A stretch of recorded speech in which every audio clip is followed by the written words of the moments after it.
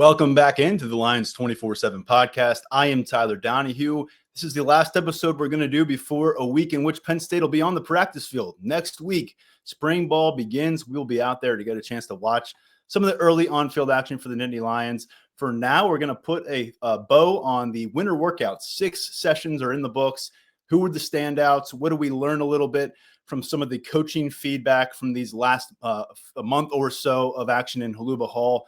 We'll do our best to dive into that with Daniel Gallen in just a moment. We're also going to take a look at spring ball. We're not going to go dive into that full head on quite yet. Next Monday, Mark Brennan's going to join Daniel and I. We're going to talk about a bunch of roundtable topics. Don't miss that episode.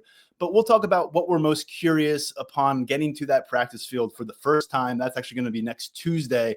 What are we looking at immediately? Where are we gravitating toward when we get on to share the field with the Nittany Lions for the first time since last January? And we'll wrap up this episode with a little conversation on where the 10 departed scholarship transfers all ended up for the 2025 college football season. 4 receivers, 1 true freshman, a 7th-year senior.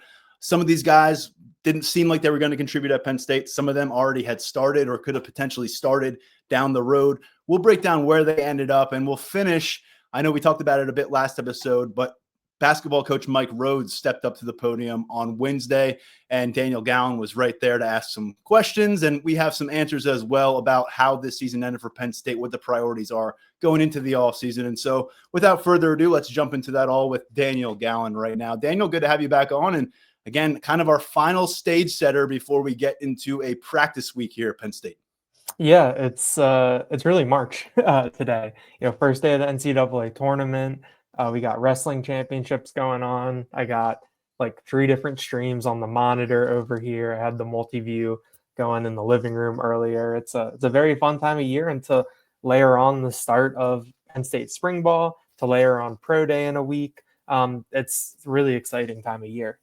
Yeah, there's a lot going on. And like you said, Pro Day is going to be next Friday. Going to be a huge event, national focus. We will be there in Holuba Hall to bring you all the details there. But before we get to that point, spring ball is going to be front and center. But before we got to spring ball, winter workouts were the prime key of, I guess, evidence as we try to learn more about this roster. And Daniel, we always point this out every year.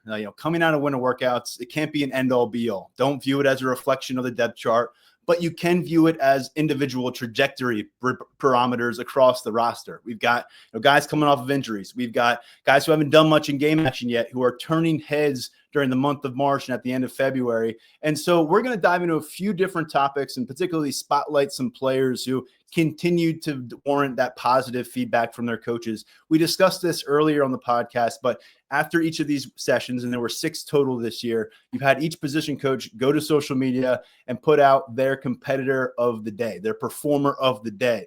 Again, this isn't this guy is going to be a starter for me. It's this guy kicked ass today. This is a subjective method. There's an experiment, whatever you want to call it. Each coach has full reign on who they're picking. And when Terry Smith looked at his cornerback room, which we consider to be perennially one of the most competitive position rooms in this entire roster, 6 straight times he went to that kid's computer or his phone and typed out Elliott Washington as the performer of the day. 6 for 6, the junior finishes. And look, this is a really impressive room. You've got a starter back in that group. You've got risers in this room. You've got a lot of young talent. But the fact that he kept looking in the direction of Elliott Washington 6 different times speaks volumes, I think, about where he is in year 3. Yeah, and when you talk about the cornerback room that he is in, you think about the athletes that are there.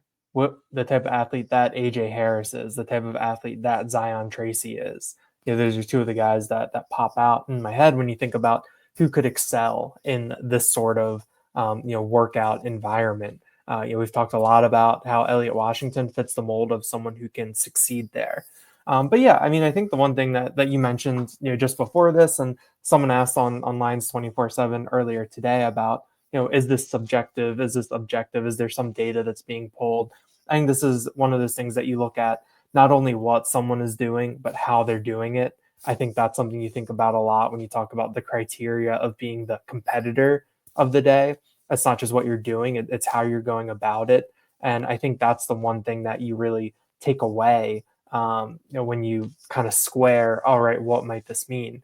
then we can marry it to what Chuck Losey said earlier this month about a couple of these guys whose names have popped up a lot that they see opportunities ahead of them. That's flipped a little bit of a switch, and Elliott Washington is one of those people. You've got the cornerback job opposite AJ Harris open. Cam Miller moved on. Jalen Kimber moved on. There are reps to be had. Whether that's opposite AJ Harris, whether that's spelling AJ Harris, whether that's some other combination that Jim Knowles is going to unveil for us in that cornerback room. So I think for Washington, this is just a really good feather in his cap. And I think, also it raises that expectation level for him as we go into these 5 weeks of spring ball that, all right, you did this in the winter, you did this in the weight room, you did this in Haluba Hall. Now you got to do it on those practice fields outside the Lash building. And you're going to have to do it in Beaver Stadium when you get to the blue-white game or, whatever iteration the spring game is in April. So, yeah, I think that Washington is going to have, I don't want to say a target on his back, but he's someone now that we're all going to be watching. We're going to be asking about. He's someone who, in terms of our consciousness, has really moved up a lot. So, I'm really impressed. I kept waiting, every day to see a different name pop up from Terry Smith. And we know who's in that room. We know that the mindset that those guys have. And so huge testament to Elliott Washington to be able to, go 6 for 6, put himself in this position. Brought up some of these numbers last episode when Washington went 5 for 5. I'll just repeat them quickly here. No cornerback has ever squatted more during the James Franklin tenure here. That's in year 12 now. There's been a lot of good ones, and no cornerback has ever been clocked faster, 24 miles per hour last year, according to Terry Smith. And so just to look at that room real quick, you do lose Cam Miller. You do say goodbye to Jalen Kimber, who was a one-and-done transfer pickup for you. AJ Harris is back after a really strong debut campaign. He's a junior. And then Aldavian Collins, who coming out of last spring was kind of the talk of this room for Terry Smith. It took a little while for us to get there, Daniel, but I think by the end of the playoff run, we could really see the evolution for Aldavian Collins as a redshirt sophomore. And he's certainly someone who's situated to push for a starting job. And then you talk about Zion Tracy, what he was able to do in that slot corner position, and some of the younger pieces in this room that we're still getting to know. And by the way, Darius Dixon just showed up to campus. He was a top 200 overall recruit, but Kenny Wosley, someone who got some playing time out there. And so John Mitchell, there's a bunch of names, but we'll dive into that a little bit later on in spring ball with that cornerback position. Receiver is a spot that is a headline topic for us consistently, Daniel. And how about what Marcus Hagans has given us from that receiver room this year? You went with guys who were not on the field for Penn State last year. Peter Gonzalez got one of the nods. Kobe Howard, the freshman, got the last couple back-to-back nods here in the final week of camp. And he's a guy who's really developed some buzz here during his first few months on campus coming up from South Florida.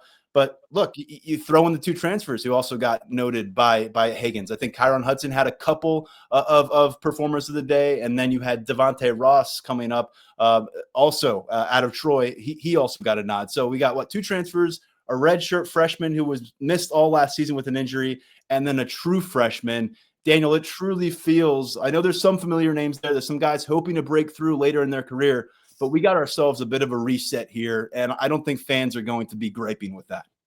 Definitely. I think that when you talk about this wide receiver group, this is what you want to see in terms of these guys, either coming in or in Peter Gonzalez's case, getting the chance to be involved and making the most of it. You're putting themselves in those positions where Marcus Hagans is, like you said, pulling out his phone, sitting down on his computer and deciding that, all right, this is the guy that's going to get that shout out today, whose name is going to get blasted out there, written up by us, retweeted by James Franklin, all those things. But yeah, I mean, I think that, it is worth noting. I think that Chuck Losey did bring up Liam Clifford earlier this month when we did talk to him. So it hasn't necessarily been radio silence when it comes to guys who played last year, but I think it's notable that you bring this new blood into the room, and I think all of those guys know what they're stepping into. Given what we've heard about what the conversations with Marcus Hagans are like behind the scenes, they don't shy away from what's been going on, these past couple of years and, some of the struggles that this room has had. So I think for these guys to come in and be aware of that, put their best feet forward, I think it's a good sign.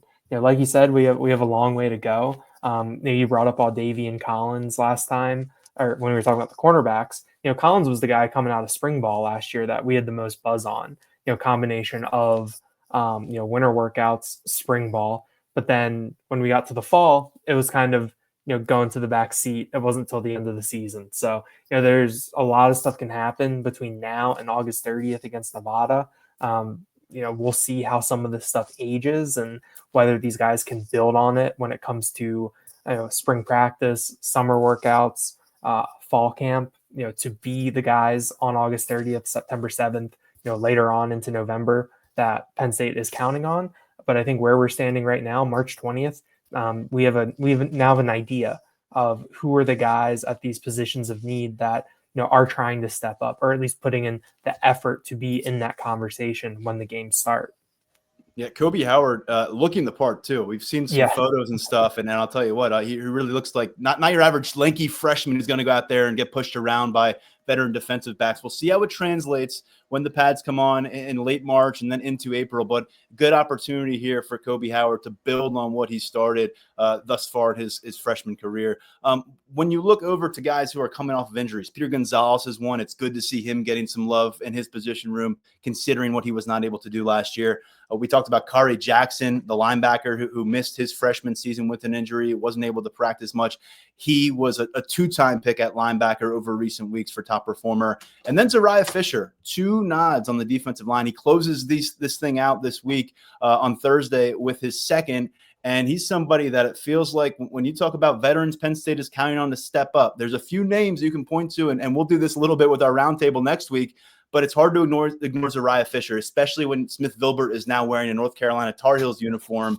Abdul Carter is off chasing the number 1 pick in the NFL draft, and you're kind of sorting through a lot of younger names. 6-year senior here, someone who missed all of 2024, but has clearly put the steps together that he needs to get on track and close strong for a Penn State career. When I was thinking about Zariah Fisher earlier today, when I was typing up these winter workouts, and you think about what his career has been like. He made that switch from linebacker to defensive end, I believe, in 2021. So that was a change. You have the injury in 2022, comes back a little bit later in the season. And then, missing 2024 with the injury. And I was thinking, I was like, man, I don't really have a memory or a moment of Zariah Fisher on the field that really stands out to me. I know I've seen him play. I know that, he's been out there, and I've seen that 36 out there at defensive end, but he hasn't had that splash that sticks with me. And for someone who's been around for 4 years, it's kind of like, oh wow. But that he's had this experience, and to have this kind of feedback behind the scenes, I think is a real positive. Like you mentioned, we found out last night, pretty late on Wednesday night, that Smith Vilbert is headed to North Carolina to finish out his career in year 7. Zariah Fisher is still around for year 6 and is going to have the chance to step in. I think that with Vilbert leaving when he did, it magnifies things a little bit with Fisher, because he's someone in the trenches who is physically developed, and I think is in that position to really step in. Some of the other guys in that room, like Malachi Williams has been around for a year, has done a lot of work, but he came in and you wondered, is it going to be a year? Is it going to be 2 years? He's ready. Jalen Harvey has, a little bit of work to do too. He flashed a little bit when he got out there. And when you get to the trenches, it's, unless you're like a talent, it can be hard to step in there sometimes. And so I think that if you have someone who is physically developed, like Zariah Fisher, is healthy and is ready to go, that's a boost for you. I think Fisher is another one of those guys that, just is going to be in a little bit of a spotlight this spring. Just because, like I said, he's been here for so long. There's not a whole lot to show for it yet. He's going to have the opportunity to have a lot to show for it by the time we get through the fall. So people are going to be really curious. I'm curious. I'm going to be watching him. And so this is a good step, I think, for him to start the year. Hope to catch up with him soon. Plenty to catch up on with Zariah Fisher, who missed all the 2024 season, missed most of the 2022 season, and in between was a pretty important rotational piece there on the defensive line for Deion Barnes in 2023. And oh, by the way, he's the birthday boy today on March 20th. He finishes off with the strong winter workout, turns 23 years old, and we'll see what he has in store on the practice field in his return. Quentin Martin, kind of the trendy name at running back right now. We know it's the Nick Singleton, Katron Allen show through at least January, or actually not at least anymore, through January 2026. There's an expiration date on this thing now. So with Quentin Martin 3 times recognized as the top performer within that running back room by new position coach Stan Drayton, including today to close out winter workouts. He's a guy that you pointed to going into winter workouts that you were really curious about his development in that room. And look, these guys aren't carrying the football. They're not breaking tackles. They're not blocking for their quarterback. And that's all going to be evaluated very closely by Stan Drayton in the weeks ahead. And then when they get to work in the preseason camp. But we heard from Jaywan Sider last offseason, that Quentin Martin is the guy that this staff really, truly felt like could come in and be an impact player at receiver, at running back, on defense. Didn't happen much as a freshman. He ended up finishing with, I think, 13 carries or so. Corey Smith ended up with more yards than him. He managed his red shirt. So did Smith. They're both redshirt freshmen now. Are we on the verge maybe of an emergence here with Quentin Martin? I think it's good to see the athletic traits shining through in front of his new coach. Yeah, I think if you really want to spin things forward, we can think about if Martin is really emerging, if he's putting himself in this position to be on the field, what that might unlock for Andy Kotelnicki a little bit. And it's a little bit of a bigger picture conversation than, just talking about winter workouts, but, it's March. It's, spring ball hasn't started yet. But you think about, I think it was the USC game where Martin played, I think like 1 offensive snap, maybe 2. And he was in on this kind of interesting gadgety triple option play. And that was something that we didn't see too much. We just saw it in that one point. And, if you're Stan Drayton and you're Andy Kotelnicki, you're going to have this stable of running backs that, especially when you think about Cam Wallace, depending on where he is coming back from injury, Quentin Martin and Corey Smith, those are guys where you're not trying to preserve their red shirt or anything. So you can use them as you please. Could we see them, getting, packaged in a little bit? It's the thing that you weigh, though, where who would want to take the ball out of Katron Allen or Nick Singleton's hands, during a game that is in the balance. But I do think that if Quentin Martin is making this growth, this sort of development, given what we heard about his versatility coming out, that skill set, he's built a little bit differently than the other running backs in the room. Maybe he's putting himself in a spot where he has the trust, he has the skill where we can use him in these different sort of ways and in these unique packages. At the same time, though, he's still competing for that number 3 running back job, which I think that with Singleton and Allen coming back for another year, we've seen how Penn State has managed guys when they've come back for that one final year over the course of a game. You think about Olu Fashanu a couple of years ago when you got into the second halves of some games that were, out of reach. As soon as it was out of reach, he goes to the sideline. So if you're the number 3 running back, if you're the number 4 running back for Penn State, there might be a decent number of opportunities here. And I think that's really something to watch as we're moving forward. And I've said it a few times, it is not a walk across the coals in September through that non-conference schedule. So there should be ample opportunities for young players, backup players to show what they're about early in September, kind of show the staff whether or not they may be ready to have a supplemental role going into Big Ten matchups and when it's going to be tight contest the rest of the way. Daniel, while Quentin Martin was a limited participant last year on the field in game action, we saw absolutely none of Jackson Smolik. We got to go back to, I think, 2 snaps he took against Delaware in 2023 for his game action as a true freshman. I think that was in a case where Bo Perbula was in the game as a backup late in a blowout. He might have had a bloodied up nose or elbow or something for a moment. And so Smolik went in there and maybe handed the ball off a couple times. So Smolik, now a redshirt sophomore. Remember, he was a late riser in that 2023 recruiting class, ended up an Elite 11 finalist on a replacement. He ended up flipping from Tulane to Penn State after camping here. And he's the guy that we really heard some promising things about coming off his first year. But Daniel, the buzz has been real about Ethan Grunkemeyer. We know Drew Aller is the starter right now, but someone's got to go earn QB2 job. And the conversation, with all due respect to Beckham Kritza, who's the new kid on the block, it's going to come down to Grunkemeyer and what Smolik can accomplish here. And I don't imagine we're going to find out who QB2 is until the very end of August, because James Franklin has really no motivation to let us know on that. But what do you make of Smolik a guy who really was limited physically, and he wasn't really cleared for contact for much of the year because of a spring ball injury that limited him. He's out there doing some very athletic things. Bo Perbula leaves, so all of a sudden you have a kind of a breath of fresh air in this room for winter workouts because he dominated those. And so I think this is at the very least encouraging sign of where he is physically, and we'll see how that looks when he has the ball in his hands, defenders barreling down on him, and a receiver facing tight coverage downfield. Yeah, Smolik is an interesting figure, I think, for Penn State this offseason. I've been probably a little guilty of maybe getting close to putting Ethan Grunkemeyer in Penn as the number 2 quarterback.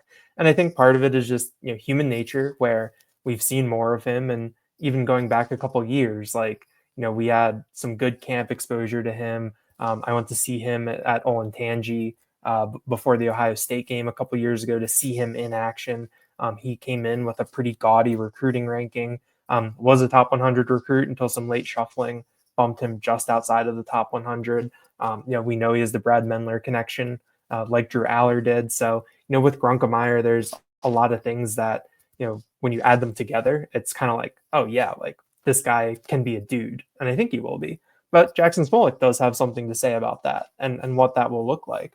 I think it's notable that last year that James Franklin really went out of his way, a couple different times to bring up the work that Smolik was doing behind the scenes in the quarterback meetings. I know that when we talked to Danny O'Brien on Zoom, I think in November, he had some good things to say about Smolik and the work he was doing mentally and how engaged he was staying. I think O'Brien said that Smolik was really good at the tests that they were taking. Stuff that he couldn't do a lot. Was limited in practice, but the stuff that he could go full bore on from the mental side, he was. And I think that says something about him mentally coming in this room where when you talk about the 4 quarterbacks who were in there last year, he's probably the 4th one that people thought of, just behind Aller, Perbula, Grunkemeyer, and that's no fault of his own. But from what we saw in warm-ups from him, he can throw a really nice ball. It just looks easy. The ball comes out. It's true. It's on a line. I think Franklin, maybe early last year, early in Smolik's freshman year, brought up his deep ball as something too that they really liked. I think that Smolik is a quarterback that there are tools there and that they like. This number 2 quarterback job is open. He's going to have the chance to do it. And I think that if he is putting together, coming back from this injury and being athletic, showing that competitive side in this type of environment, I think that can be a step forward for him. Especially when we talk about competitor of the day, quarterback is a position that goes beyond just throwing the ball, handing it off, running. Like you have to be a leader. You have to show some things. People are going to take their cues from you. So if you're in this type of environment and you're showing out, I think that you have your teammates' attention, and I think that is just another thing that you need in your quarterback because who knows what happens this fall? Who knows what happens beyond? You might need Jackson Smolik. Yeah, excellent point there in terms of winning over not just your quarterback room, but the defensive tackle over there. You want everybody looking toward your quarterback and saying that's my guy. We know that they feel that way about Drew Aller. We've gathered that, and so we'll see who steps up. Very much like the RB3 conversation we just had. There's layers to this. You're not just talking about who's going to be the primary backup in 2025. You're talking about who's going to maybe put themselves to be at the front of that pack when 2026 opens, maybe be the slight leader in the clubhouse. But we'll find out. We got a long way to go at quarterback, and I look forward to seeing these guys throwing the ball a little bit next week. Hopefully we'll get a chance to see Jackson Smolik out there. He was out there a bunch last season, but again, not fully cleared for contact periods, and so it was a limited experience for him as a redshirt freshman. Finish on the final day of winter workouts with a veteran who got his name called on Thursday. It was Khalil Dinkins, redshirt senior tight end. He's the guy who was very, very much established as tight end 2 last year behind Tyler Warren. I know we've got a lot of excitement about Luke Reynolds, who really dominated winter workouts in that tight end room when you talk about Ty Howell turning in his direction 4 different times. But let's just let this serve as a reminder. Khalil Dinkins didn't go anywhere. He has worked his way up. This is kind of a perfect example of where you want to be as a program, where you've got guys willing to wait their turn. They go from a reserve piece to a primary backup piece and now maybe a starter for Khalil Dinkins. He started some games in his career alongside Tyler Warren, but this is a guy who has NFL DNA. His dad was an NFL tight end. His dad won a Super Bowl. He's someone who Penn State recruited to campus knowing it was a long-term investment at tight end. He's someone who had interest at various positions at the college level, and he bought in, put on the weight, has become a really strong blocker, and we know he's got soft hands, and we've seen they are clutch at times as well. We'll see if that volume goes up and if he's getting targets beyond the end zone, because I know that's where he gets his targets. But Khalil Dinkins is a guy that I think maybe across Nittany Nation, as it's called, people forget about a little bit because it hasn't been all that sexy. He could be a really important a stalwart for this offense in terms of a guy who doesn't leave the field much and gets the dirty work done and can make some splash plays along the way. Yeah, I think that it's easy to be very intrigued with what is behind Khalil Dinkins when you talk about just seeing Andrew Rappleyea physically, when he's on the field and what he came in as with some of his recruiting attention. Then obviously Luke Reynolds coming in as a 5-star. The stories about his physical development last year, seeing him make that catch against Kent State, having that run against Minnesota as a true freshman. Being there, making an impression, it's really easy to look at those two guys and being like, yeah, they're up next, tight end these are the the next like second or third round or even first round tight ends. When you look at Khalil Dinkins, you don't necessarily have that same reaction, but he's someone who has been around for a long time, done a lot of really nice things, and is up next in a way through the progression. He's had the chance to watch and learn from so many tight ends at this point in his career. He'll have sat behind 3, NFL tight ends by the time, next April, or by the time April comes around. And I think that he has shown that when he's out there on the field, that he's someone that they trust. He's willing to do a lot of the dirty work when it comes to blocking. And when you reward him for doing that, he's going to take advantage of that opportunity. I was honestly a little surprised that we didn't see Dinkins earlier in winter workouts, because when you talk about someone's physical build, their skill set, I think he's someone who is built for this type of environment. Obviously, Luke Reynolds is built for it too, in his own way. But I think to close winter workouts, I think it's a good reminder that, hey, Khalil Dinkins is there. He's someone who can do some good things for you, and it's a good thing. If you can have Dinkins, Reynolds, and Rappleyea all playable, all able to do different things. You've also got Joey Schlaffer in there. You're adding Andrew Olish and a billion freshman tight ends to that room. Ty Howell has shown that they're going to use you. They're going to use multiple tight ends. They're going to find a place for you. So I think Dinkins is someone that you really can't forget about as you move forward. I know glue guy is more of a basketball term, but in the spirit of March Madness, he could be that kind of guy because he has lived through it. He was handling 30-plus snaps during the second half of last season in through the playoffs. And so when you're trying to chase down a national championship, you're going to have young players on the field. This receiver group is going to feature a lot of dudes who have not encountered this kind of pressure on the field, not encountered this kind of a stage. And so he has been through the battles. And I think that's an important thing to note for Khalil Dinkins in year 5. Daniel, as we shift toward spring ball, and I'm excited to do it. I get tired of looking toward spring ball and looking toward football. We actually get to go and see some of this stuff week to week to week for about a month, and then we'll all get into Beaver Stadium. I don't know how many of you are fitting in this year because of the construction, but as many of you as can get in there, we'll watch this team put up some scrimmage action together on April 26th. Between now and then, though, Daniel, you and I and Mark and Grace Brennan will get our first look at Penn State along with other reporters when there's a media access portion of Tuesday's practice next week. When we get on that field, I know you and I usually say who's getting defense, who's getting offense, but take that off the table for now. Generally speaking, where are your eyes going to shift toward as we get our first look at Penn State since their playoff run? I mean, I think the first place I'm going to go is Drew Aller, just to take a look at the quarterback who is back for his 4th year, 3rd year as a starter. Someone who we saw some really good things from last year, still saw some areas for improvement in big games. And then, who is he throwing to? That's also, going from there. First you see Drew Aller, then you look at him throwing to these wide receivers. What does Devontae Ross look like physically? What do some of these first and second year guys like? What does Kobe Howard look like when he's standing with the rest of that group? You talked about that in some of these pictures, he looks, physically impressive. Well, what does it look like when he's next to, someone who's been in college for 5 years, for 4 years?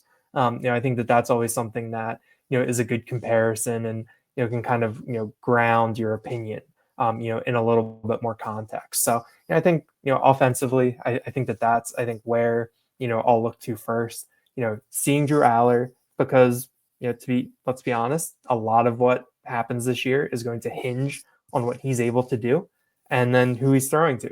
That is also going to affect what kind of ceiling Penn State has. So I think that it's an easy place for your eyes to get drawn when you're first out there. And I think that, first day of spring ball, yeah, let your eyes go there. Don't overthink it. Let's check on the quarterback. In my time covering Penn State, going back to 2017, we haven't seen a lot of one-on-one work. I can't promise we'll get to see, Kyron Hudson, the new USC transfer receiver, going up against AJ Harris at cornerback until we get in the blue-white game. I think that'll be a good opportunity to see some of that competitive nature and that kind of stuff. But between now and then, I think that there's some other things we can probably glean without getting into those specifics, is like, what is Phil Trautwein doing with that offensive line? Are we going to get a chance? I'd imagine we will. It might not happen the first practice look, but we'll have a chance to see Phil Trautwein put 5 guys out there, and then put another 5 guys out there, and then probably another 5 guys out there. So from left to right, what will that look like? How's transfer TJ Shanahan fitting in? Who's taking reps at center? Who's taking reps at guard in that first, second, third team? Is Cooper Cousins working his way across the field? Who's the first right guard involved? Because that's been Sal Wormley's job for the last 3 seasons. I would think probably Cooper Cousins, but there's going to be a variety of players involved there. And then we should also note there's a lot of players that we haven't seen out there as full go participants on the practice field that we can watch. It's Zariah Fisher, Keon Wiley over at linebacker. I hope we get a chance to see Pierre Gonzalez. He was pretty non-committal when we had a chance to speak with him a few weeks ago about whether or not he would be cleared for spring practice. But, the list really goes on. And there's also the possibility that we don't see guys. A couple years ago, Tyler Warren, Theo Johnson, they were missing for the entire spring practice period while recovering from injuries. Worked out pretty well for them by the time fall rolled around. I think a good example is Tony Rojas. He straight up told us he's not sure if he's going to be on the practice field this spring. We saw him in a sling earlier this winter. He's going to be fine come preseason camp, but just some things to monitor there, Daniel. And that's what we do in our practice notebook. That's one of the most important things, especially on day one. We go and take attendance, and then we start to really work around what's going on from a football standpoint. But I think that's probably where I'll be looking most, Daniel, the guys who are out there that we haven't seen in a while. And then maybe who are some of those players who aren't out there that we're going to have to caution people not to panic about, but start to maybe gather some intel on. Spring ball continues. Remember last year you had some key injuries during spring ball: Jackson Smolik, Zariah Fisher, Keon Wiley. So hopefully you can avoid the injury bug, and we'll see what we get out there on Tuesday.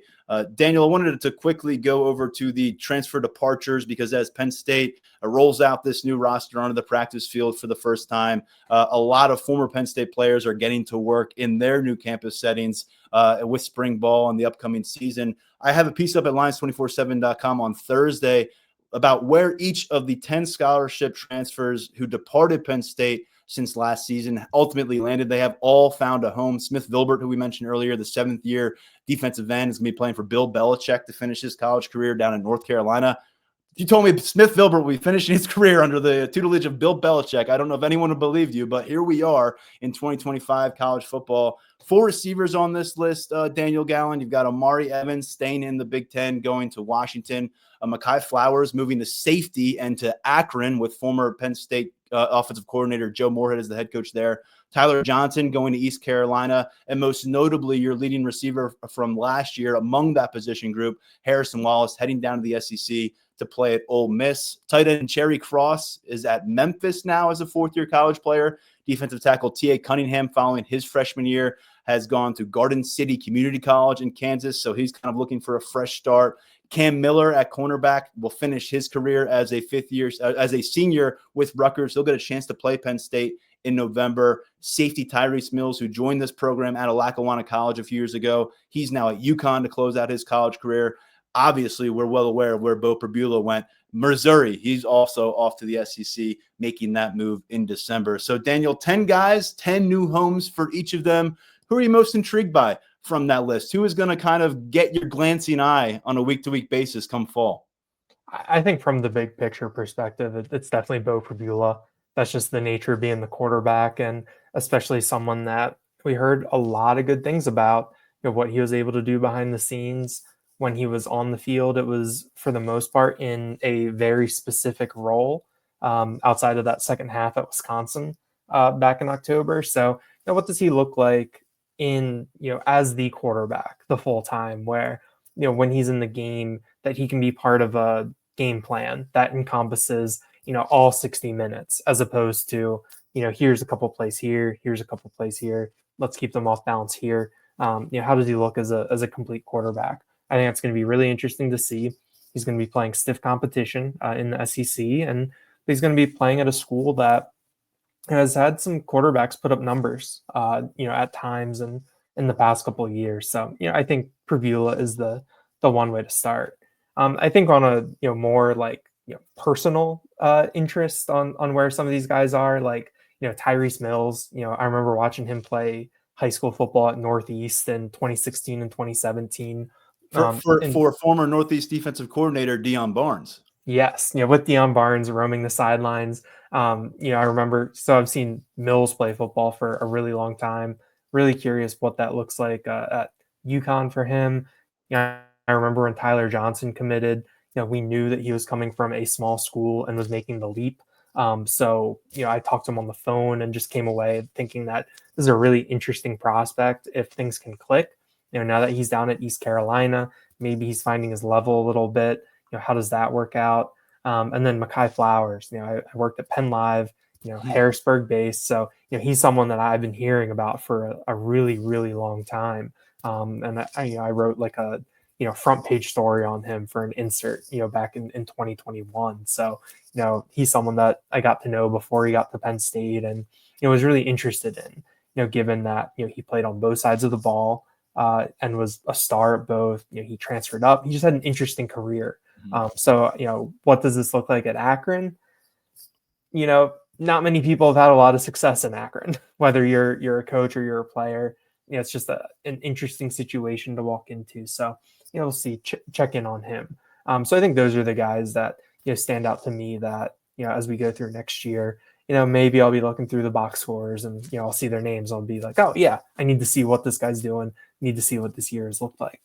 Yeah, and I do find it interesting, by the way, that Flowers was announced as a safety by Akron after spending some time at wide receiver during the tail end of his career at Penn State last year. Only 3 offensive snaps for Flowers. You're right, though. He was a sensational two-way standout in the state of Pennsylvania, Gatorade Player of the Year contender in the state of Pennsylvania.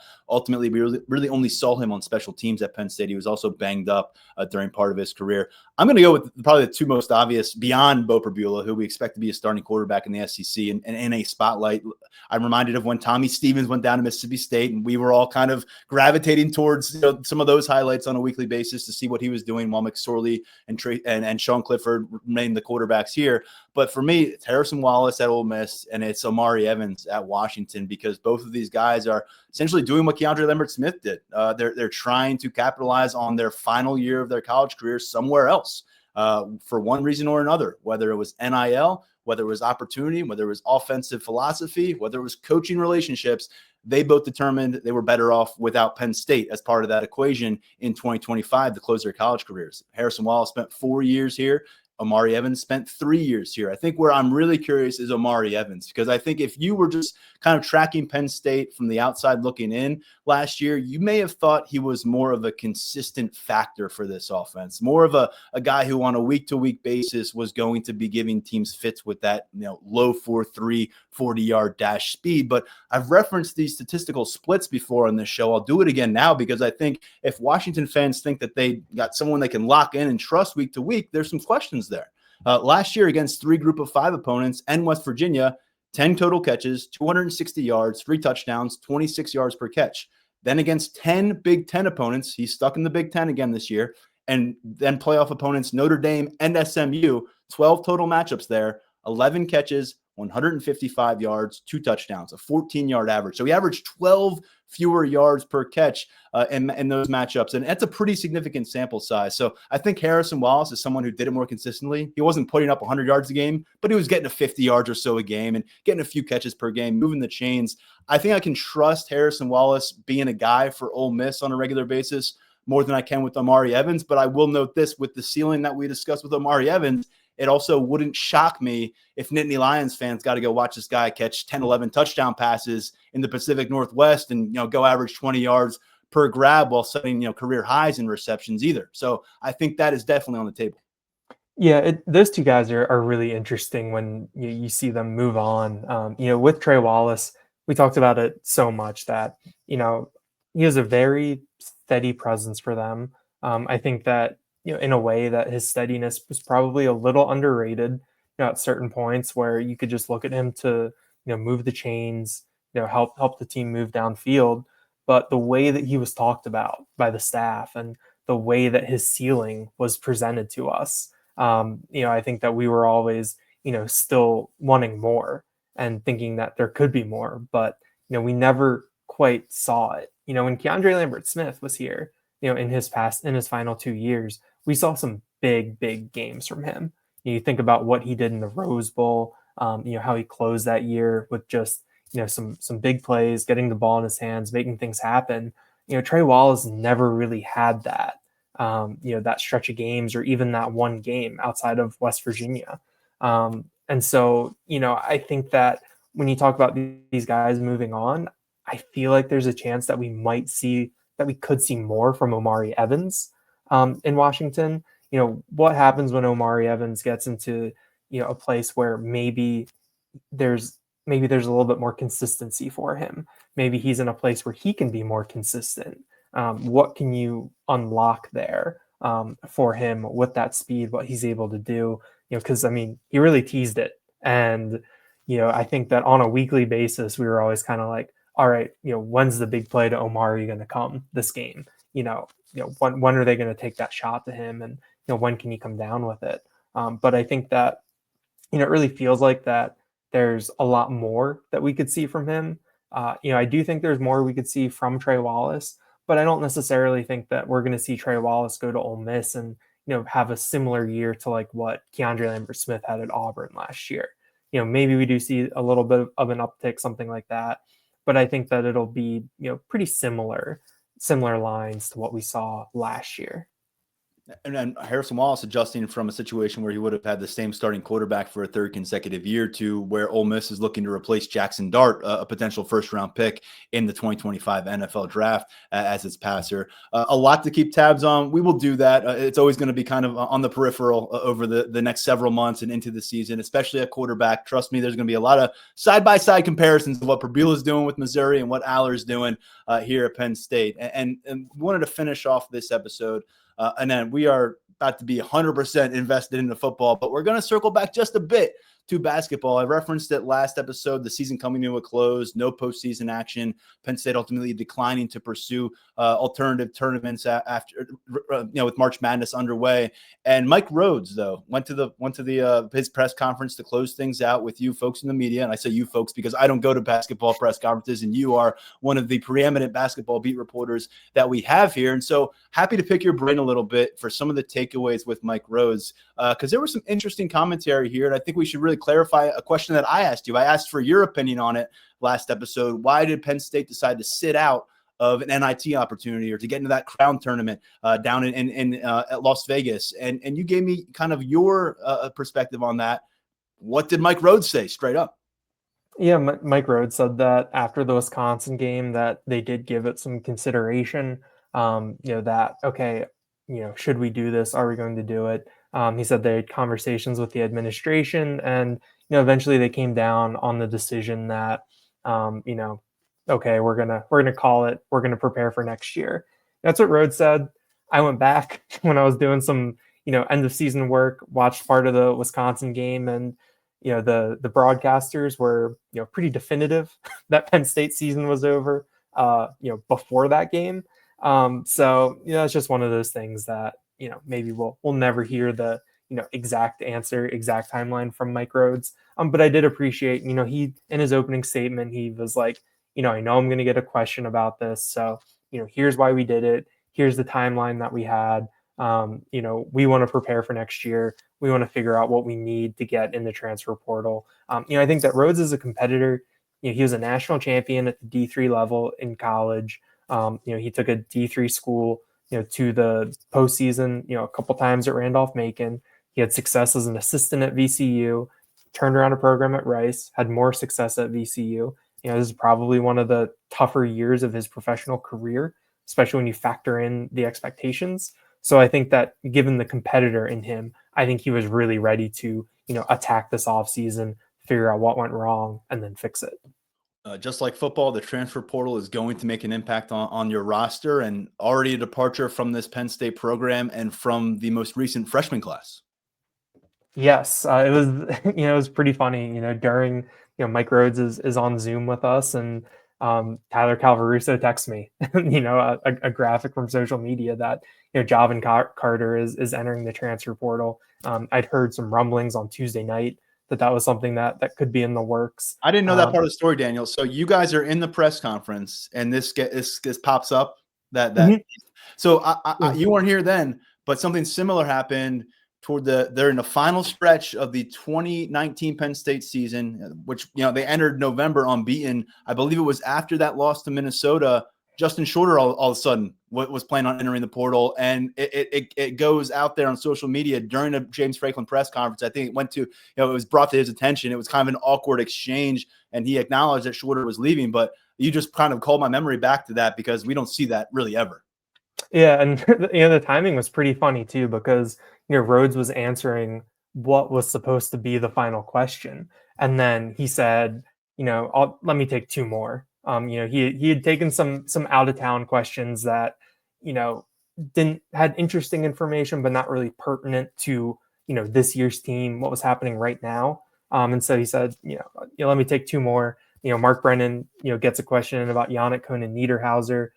Someone who retaining him is going to be very important this offseason. And then John Sauber from the Center Daily Times gets the last question. And, I had, told him that, like, hey, Javin's in the portal. It's out there on social media. And so, he broached it to Rhodes, and, Rhodes wasn't taken by surprise for it. He said that, Javin and I had a conversation about this. We sat down, we both understood where the other was coming from. We think this is the best for both sides. He said that, anything that Carter needs, he's going to be there for him. He hopes he lands on his feet and, finds a situation where he can thrive. Rhodes pointed out that, these guys that your careers are so short. And so you can't really afford to waste time, and you need to get to where, you can be, a place that you can thrive, and that you can, have an opportunity. And Rhodes offered some interesting perspective that, I think that it's easy to overlook, where he has two kids who are college athletes right now. Where his older son is at Colgate as a football player. His daughter is a freshman on the Penn State lacrosse team. So now he's got both sides of this, as the coach, as the parent. He sees this. So it was a interesting, interesting kind of moment. But I appreciated that, he was able to give us some insight, confirm it. Carter got back to me too to confirm that he was moving on as well. And it's just, now it's a another open spot on this roster, and another spot that Penn State's going to need to address. Carter was considered a 3-star prospect and the number 38 overall shooting guard in 24/7 Sports rankings for the class of 2024. Conversely, Penn State has some exploring to do of its own in the transfer portal. They want to add pieces. They've got to add pieces. What are you hearing from Mike Rhodes about that to-do list? In the context of Javin Carter moving on, they're going to have to find another ball handler back there. I think there's going to be a lot of Caden Mingo coming in. He was just named the New York Gatorade Player of the Year. He's the 4-star out of Long Island Lutheran, highest rated recruit in Penn State history, for the rankings era, number 41 overall player in 24/7 Sports rankings. He's going to be playing in some national tournaments later this month and early next month. In case you're out there and you want to see him on TV, find a stream somewhere, he's going to be going against some top competition. But Penn State's going to have to find some, people other than him that can handle the ball. I know that Freddie De Leon is someone who had the ball in his hands a little bit, when Ace Baldwin was on the court or playing off ball this year. But Rhodes brought up that as something you're going to have to address. The other thing, Rhodes brought it up, size. They need to bulk up. And that's something that has been a theme for him since he's gotten here, is that he said it after last year that the Big Ten's a really physical league. We need to be more physical. He talked about, I think Puff Johnson came into last year putting on weight. I think Ace Baldwin Ace Baldwin isn't the biggest dude in the world, but he said that he spent a lot of time in the weight room last year to, get stronger and try to be able to get through the Big Ten. You look at Yannick Conan Niederhauser, can he become more powerful? Miles Goodwin and Kachienze, they were, they got the height, they got the length. They were a little bit more on the slight side. So, what is Rhodes going to find? How can they bulk up? He said he wants some girth out there. You think about playing in the post, more guys who can bang down low. So it's going to be interesting because I think that, the way that the couple categories you think about, okay, shooting, ball handler, big man. And you're like, okay, that's all you need. And then you look at what every roster in the country, what is on their wish list. Anyone who's ever tried to put together a basketball team in the history of basketball has looked for those pieces. Yeah, exactly. So Penn State's going to have its NIL operation in order. Mike Rhodes is going to have to, use those relationships. That was a big thing that he talked about, with last year's transfer class, as guys that they already had relationships with through the recruiting process. Maybe some of those guys shake loose somewhere. It's going to be a really key offseason for Rhodes, and we'll see. The portal officially opens Monday. We'll see if there's more attrition from Penn State. We'll see who they get linked to right away, and then it's off to the races a little bit. I don't know how many words Mike Rhodes said in that press conference on Wednesday, but it seemed to me, based off social media reaction, the one that got the most attention was girth. And we'll see if they can go find some of that in the transfer portal. Daniel, let's finish here with Penn State basketball. Roster attention has been very important for Penn State football. We've talked about how they've added pieces here and there from the portal. They've lost some pieces to the portal as well, but keeping guys on campus in this era of college athletics can be a big challenge. So how important is ongoing communication with members of this roster? And for those listening out there, who is gone, like out of eligibility, cast them from your mind. They're not going to be part of the 2025-2026 plan. Yeah, I just pulled up the document. We had more than 3,300 words from Mike Rhodes on my transcript, and he said girth 3 times. So it's in there. Some stats for you. I think that where the roster is right now, you're going to lose 5 of your top 7 scorers and 5 of your top 7 players in terms of minutes. That's Ace Baldwin, that's Nick Kern, Zach Hicks, DeMarco Dunn, Puff Johnson. That's where you start. That's kind of the holes that you have to fill. And then beyond that, the way that the rosters are, and Rhodes has said this a couple times, where there's not really rules and it's kind of a free for all. So it can be hard to pencil guys in for next year, even guys that you would expect to be back. You never know what can happen. So the way that Rhodes framed it is that you have to have these ongoing conversations. You have to know, what your player's thinking. You have to know what's out there. I think Rhodes is very aware of tampering and how that works. And I think that he knows that there are probably players on his roster who are hearing a lot of different things from different parties about what could be out there for them. So it just ends up being a two-way street, I think, of, okay, this is what we think. What are you hearing? What do you think? I think it's similar to what we hear from James Franklin a little bit on, wanting to keep those lines of communication open and going both ways. I know that I think Franklin likes to say it, a couple times, was it like twice a year that he meets with every player on the roster, has a sit down with them. Rhodes said that I think Monday and Tuesday, or Tuesday and Wednesday, or when he was having those sit downs. And I don't think that it's a coincidence that Javin Carter goes into the portal and Rhodes is like, oh yeah, yesterday we had a really long conversation and about things and sorted some stuff out. So I think that if you're a coach, I think the one thing that you really want to try is to not be blindsided by anything. I think that that's probably the number one goal of any college coach, no matter the sport right now, is that you don't want to be surprised by anything. You want to be prepared for anything. And that is what Rhodes, I think, is working towards right now. If it hasn't already become apparent through his 3 years with Lions 24/7, Daniel Gallen can do it all for us here, and certainly on the podcast as well, closing out basketball season. And then when we come back early next week, Mark Brennan's going to join the conversation, Daniel, and we're going to go through some of those roundtables that we've got up on the site at Lions247.com during the last week or so. Check those out, but we'll kind of break those down for you on an episode going to pop up early next week. And then Tuesday, a press conference with James Franklin, followed by our first look at spring practice for the Nittany Lions. Daniel, I'm excited to get into that with you. I know you're also going to be doing some wrestling coverage on the site because they're going for the 4-peat. They're going for yet another feather in the cap of Cale Sanderson this weekend. So you'll have our folks at Lions 24/7 locked in for that chase as well. Yeah, Mark Brennan texted me just a bit ago. The first round wrapped up while we were recording. Penn State has 10 wrestlers in the tournament. All 10 of them won. 9 of them scored bonus points. Penn State is in first place in the team standings with 24 points. And Mark Brennan, went back and ran the numbers, and I think they would have finished in 18th place last year just with 24 points. So if they just didn't do anything the rest of the way, it's a top 20 national finish. So they're off and running again. Like you said, 4-peat. I think they're going for their 12th title in the last 14 tournaments. 12th in the last 15 years overall because of 2020. Carter Starachi is going for his 5th national championship in 5 years.